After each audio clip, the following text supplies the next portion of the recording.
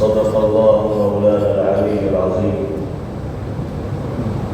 حضرت صدر محترم دامت برکاتہم، حضرات علماء کرام اور جمعیت اللہ کے لیے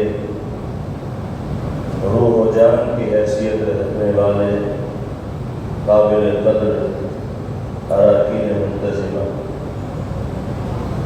کل سے لے کر آج تک مختلف ملکی اور بین الاقوامی مسائل پر نہایت اہم تجاویز اور ان کے سلسلے میں تائیدی کلمات مختلف حضرات علماء کرام کی زبانی ہمارے سامنے آ چکے ہیں، اور پھر جمعیت اللہ کی تعمیری جدوجہد کے حوالے سے کئی پروگرام ہمارے سامنے آئے، اور حضرت صدر محترم دامت برکاتہم نے بھی اس کے مختلف گوشوں پر روشنی ڈالی۔ ہمارے سامنے ان پروگراموں کے ذریعے ایک پیغام پیش کیا گیا ہے،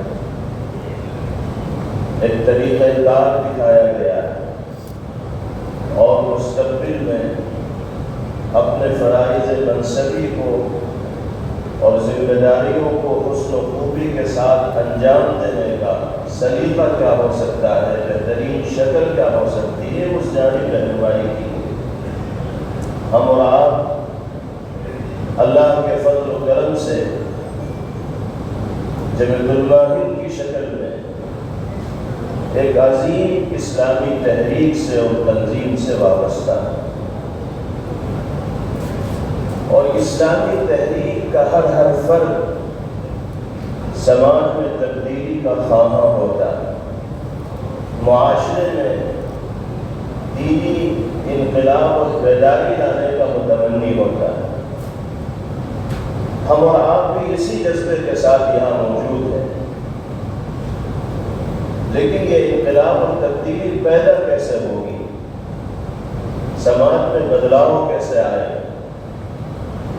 اس کے لیے سب سے پہلے ہمیں اپنے آپ کو ایک صالح سماج میں مضبوط ستون کی حیثیت دینی ہوگی، اور سماج کے جو افراد ہیں ان سے روابط بڑھانے ہوں گے، اس لیے کہ اسلامی تحریک کے ہر فرد کا جو میدان کار ہوتا ہے وہ انسانی سماج ہوتا ہے، اور انسانی سماج میں مسلمان بھی آتے ہیں، غیر مسلم بھی آتے ہیں، مختلف افکار و نظریات کے حامل افراد بھی آتے ہیں۔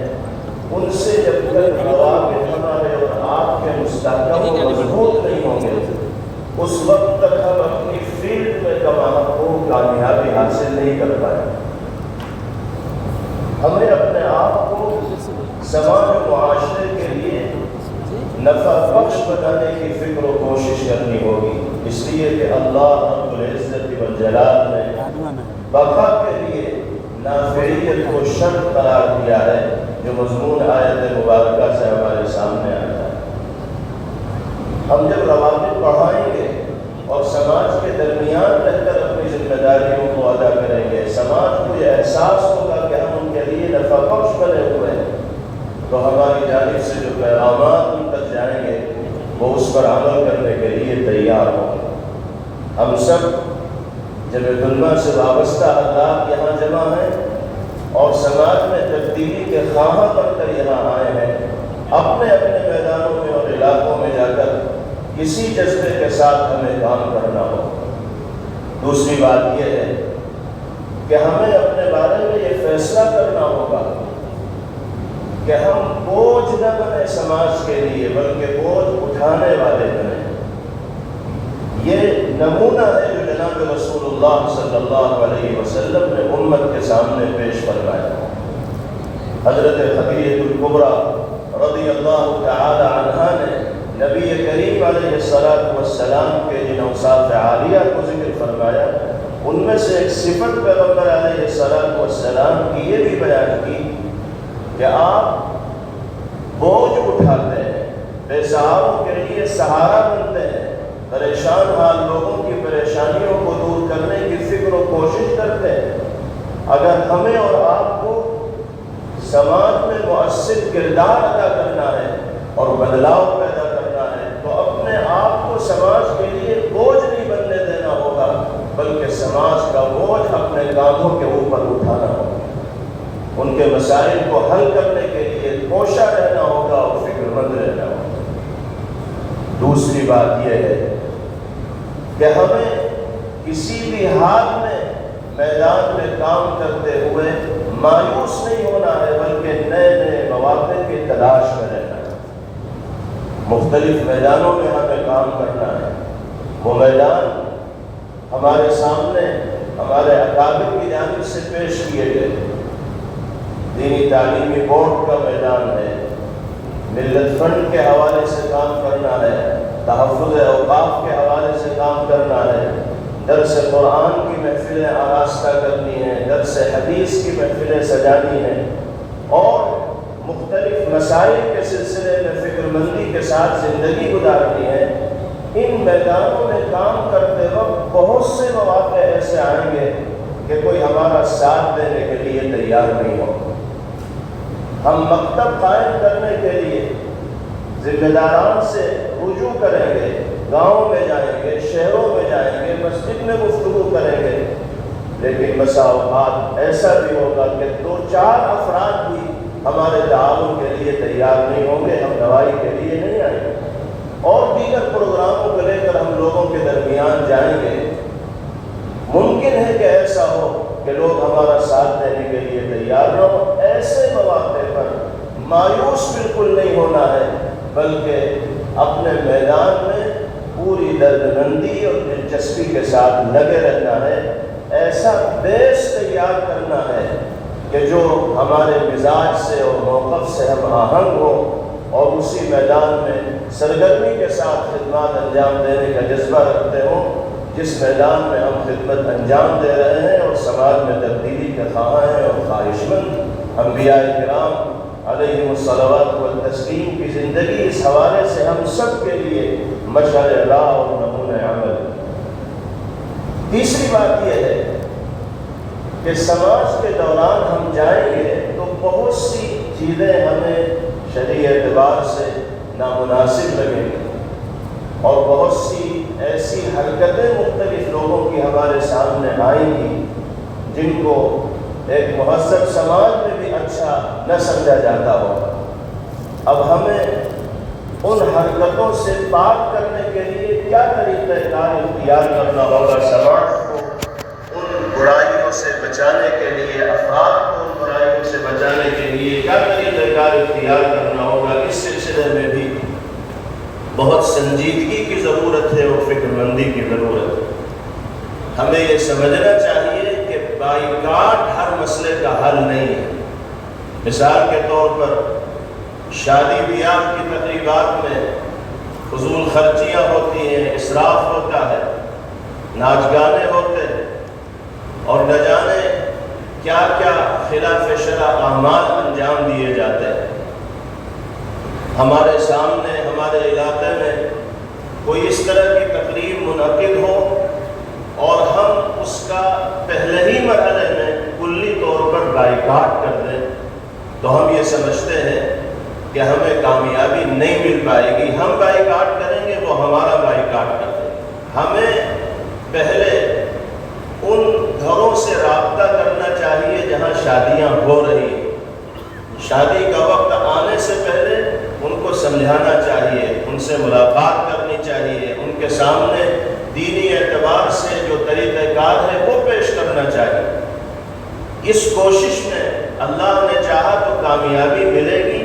فہمائش کے باوجود، سمجھانے کے باوجود بھی اگر لوگ راہ راست پہ آنے کے لیے تیار نہیں ہیں تو پھر کنارہ کشی اختیار کی، لیکن پہلے ہی مرحلے میں ان کو سمجھائے بجھائے بغیر اگر دوری بنائی جائے گی تو فائدے کے بجائے ہمارا احساس یہ ہے کہ اس سے نقصان ہوگا۔ وہ ہمارے ہی لوگ ہیں، ہمارے اور آپ ہی کے درمیان رہنے والے لوگ ہیں۔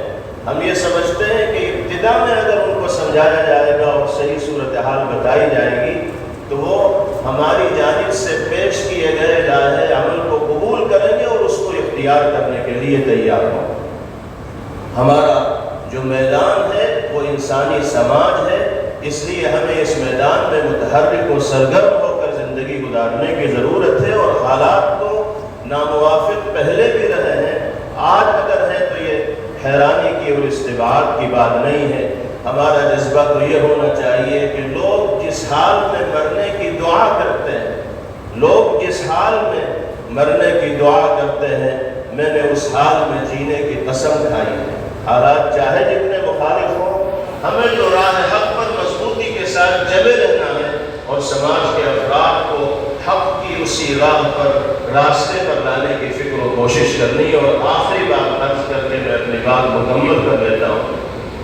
اللہ نے ذمہ دار طبقے سے آپ کو منسلک فرمایا، ہمیں یہ کوشش بھی کرنی ہے کہ ہم سماج میں مؤثر ترین بن کر زندگی گزاریں، اور سماج میں مؤثر بننے کے لیے 3 صفات اپنے اندر پیدا کرنی ہوگی۔ نمبر 1 صالحیت، نمبر 2 صلاحیت، نمبر 3 اصلاحیت۔ صالحیت کا مطلب یہ ہے کہ ہم اعلیٰ اخلاق و کردار کے حامل ہوں، پاکیزہ زندگی گزارنے کا اللہ رب العزت والجلال نے ہمیں موقع مرحمت فرمایا ہو، نفاق اور دوغے پن سے ہم پاک ہوں، ہماری زبان صداقت و سچائی کی عادی ہو، اور لوگ ہماری ذات سے دھوکہ کھانے والے نہ ہوں۔ یہ انسان کی صالحیت کا معیار ہے، اور جب تک صالحیت ایک سماج کے فرد کے اندر نہیں ہوگی، اس وقت تک وہ سماج میں مؤثر کردار ادا کرنے میں کامیاب نہیں ہوگا۔ یہ بنیاد ہے تاثیر کے۔ دوسری چیز صلاحیت ہو، صالحیت کے ساتھ صلاحیت اس بات کی کہ ہم لوگوں کے لیے نفع بخش بن سکیں، ہم اپنے آپ کو جمود کے ساتھ زندگی گزارنے کا عادی نہ بنائیں، بلکہ ہم یہ سمجھیں کہ زندگی صرف ہماری ہی نہیں ہے، بلکہ ہمارے اطراف و جوانب میں رہنے والے لوگوں کی بھی زندگی ہے، ہمیں دوسروں کے لیے جینا ہے اور دوسروں کو فائدہ پہنچانا ہے۔ تیسری چیز ہے اصلاحیت۔ اصلاحیت کا مطلب ہے اصلاح پسندی کا مزاج دل کے اندر رکھنا، یعنی کسی پریشان حال انسان کی پریشانی کو دیکھ کر لطف اندوز نہیں ہونا ہے، بلکہ اس کو پریشانی سے نکالنے کی فکر و کوشش کرنی۔ دو آپس میں لڑائی کرنے والے گروہوں کی لڑائی کو دیکھ کر ہمیں خاموش تماشائی نہیں بننا ہے، بلکہ ان کے درمیان اختلاف و انتشار کو ختم کرنے کی کوشش کرنی ہے، اور میل و محبت اور اخوت کا ماحول قائم کرنے کی فکر کرنی ہے۔ یہ اصلاحیت ہے، اور یہ محبوب مشغلہ رہا جناب رسول اللہ صلی اللہ علیہ وسلم کا۔